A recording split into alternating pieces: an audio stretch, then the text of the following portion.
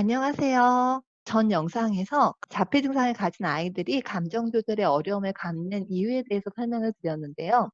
그렇다면 감정 조절에 어려움을 겪는 자폐 증상을 가진 아이들을 어떻게 도와줄 수 있을까요? 첫 번째, 제가 아주 강조하고 가장 기본적인 이야기일 수 있는데요. 아이를 사랑해 주세요. 물론 아이 행동에 대해서는 뭔가 수정을 해 주거나 지적할 수 있겠지만 아이가 정말 '사랑받고 있다.'라는 느낌을 경험할 수 있는 기회를 많이 주셨으면 좋겠어요.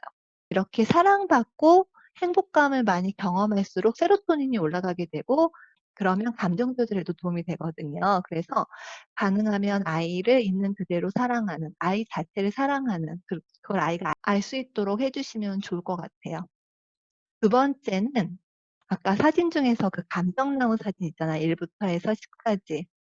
여기에서 이렇게 막 9나 10 까지 올라간 경우에는 정말 감정 조절이 심하게 안 될 때, 텐트럼을 되게 심하게 할 때 이럴 때는 인지적으로 설명을 하거나 말로 달래는 거에는 한계가 있을 수 있어요.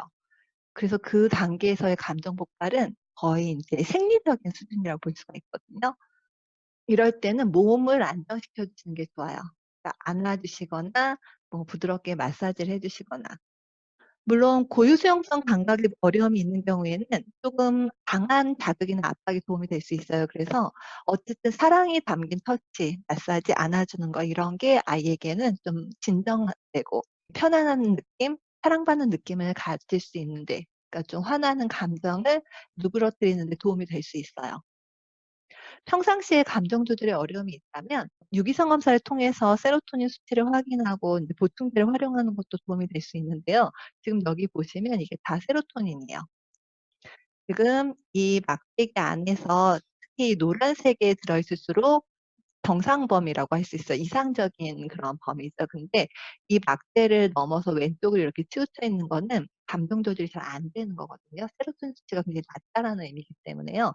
이럴 때는 인제 이거에 맞는 보충제를 활용해 주시는 게 도움이 될 수 있고요. 아까 감각 문제가 감정 조절에 영향을 줄 수 있다고 말씀드렸잖아요. 근데 대부분의 자폐 증상을 갖고 있는 아이들은 감각 문제를 동반하는 경우가 많거든요. 대부분이 그래요. 그래서 아이의 감각 문제를 파악하고 이를 해소하기 위한 노력이 필요할 수 있고요. 가능하면 이제 자연을 많이 접하는 게 좋아요. 뭐 등산이라든지 물놀이라든지 이렇게 자연에서 감각을 해소하는 활동을 해 주게 된다면 굉장히 치유적인 힐링의 그런 경험을 함께할 수 있죠. 다섯 번째는 불안하고 짜증나는 상황에 대해서 미리 예측하고 대처할 수 있게 도와주는 것도 중요해요.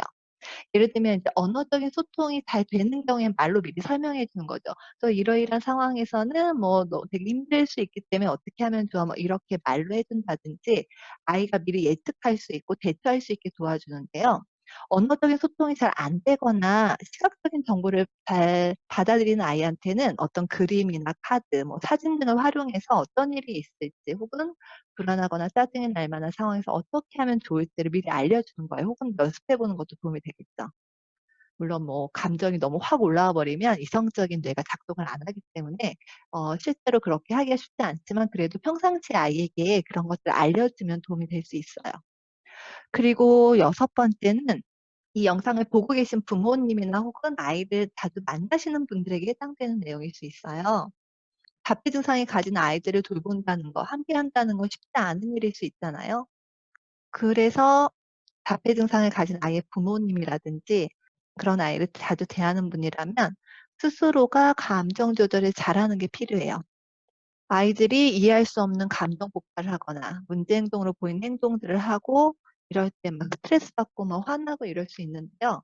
감정 조절을 잘 도와주시려면 어른인 내가 먼저 아이를 대할 때 스트레스 관리라든지 감정 조절을 잘하는 게 필요할 수 있어요.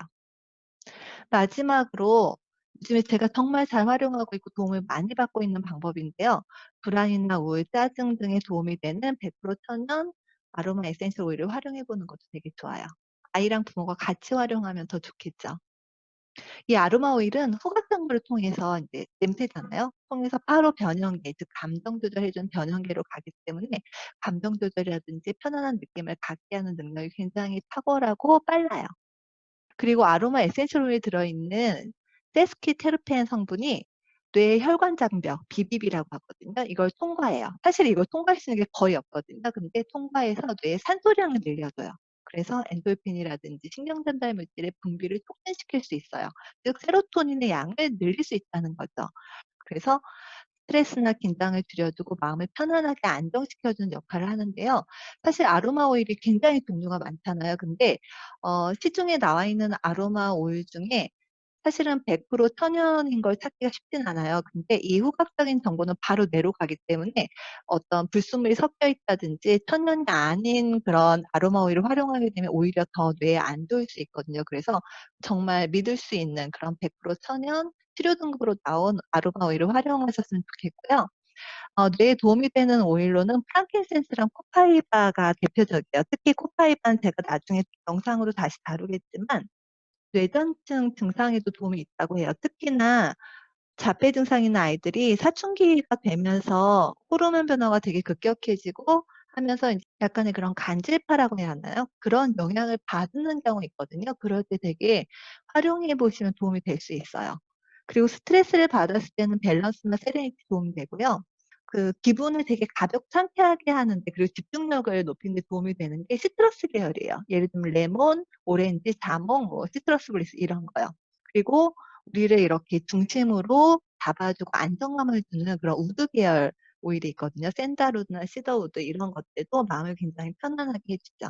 그래서 자폐 증상에 도움이 될 수 있는 오일에 대해서 제가 적어 놓은 거 있으니까 그리고 감정 조절이나 스트레스 민감성, 공격성 감소에 도움을 주는 아로마도 있고요. 이런 부분을 한번 참고해 보시면 좋을 것 같아요.